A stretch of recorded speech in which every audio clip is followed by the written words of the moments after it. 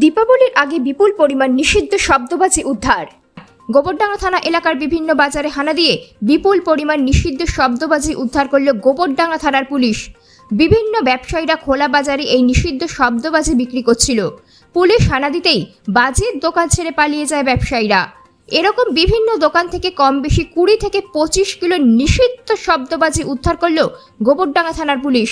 অভিযুক্তদের বিরুদ্ধে নির্দিষ্ট ধারায় মামলা রুজু করেছে পুলিশ। দীপাবলির আগে পুলিশের এমন কাজে খুশি গোবরডাঙ্গা থানার সর্বস্তরের মানুষ।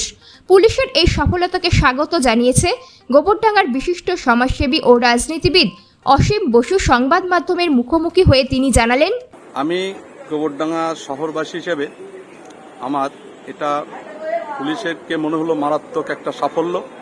আমরা গোবরডাঙ্গা শহরবাসী হিসেবে চাই পুলিশ এরকম উদ্যোগ নিক।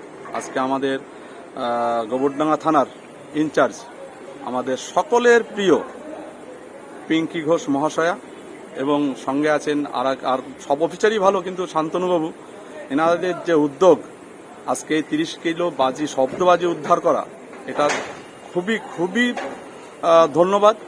আর আরও যেটা ব্যাপার, শুধু এই শব্দবাজি দিয়ে ওনাদের এই শেষ হয়নি। বিগত এই কয়েকদিন আগে একজন বয়স্কা মহিলা, ভদ্র মহিলার 25 লক্ষ টাকা বাঁচিয়ে দিয়েছেন সামান্য সময়ের মধ্যে।